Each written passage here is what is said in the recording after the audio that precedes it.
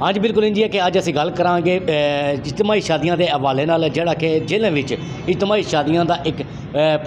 वकार programme है जिहड़ा मुनक्कद किया गया जिस विच 25 जोड़े ने जिन्होंने एक मकाम उतों रुखसत किया गया है। इन्हां 25 जोड़ियां के तमाम तर जिहड़े अखराजात हैं वो इस्लाम वेलफेयर ट्रस्ट है जिहड़ा उसने अपने जिम्मे लैके इन्हां 25 जोड़ियां नूं एक जगह तो रुखसत किया है। इन्हां दी अगर गल की जाए तो तमाम तर जहेज़ का सामान इस तो इलावा दुल्हन ते दुल्हे के जितने अखराजात ने वो सारे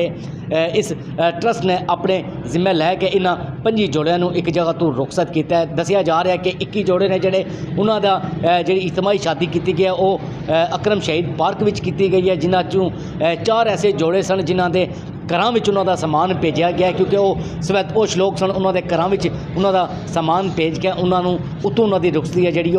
करवाई गई है। खाने पीने की तमाम तर जरूरियात की चीज़ां ने जिहड़ियां वो भी इन्हां ने अपने पर लैके ते इन्हां जोड़ियां नूं जिहड़ा खाण पीण दा जिहड़ा वेलकम है बरातां दा वो भी इन्हां आपू कीता है। जितने खाण पीण का जितना एक्सपेंस होया वो भी इन्होंने अपने जिम्मे लैके इन्हां 25 जोड़ियां नूं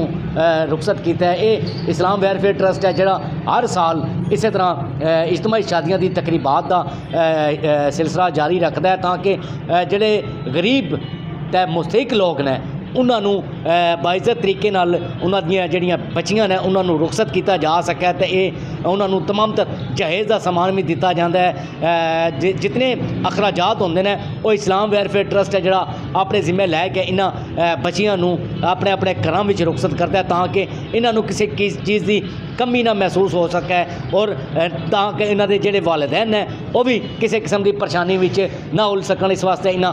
25 जोड़ियां नूं अज एक जगह तो रुखसत किया गया है जी।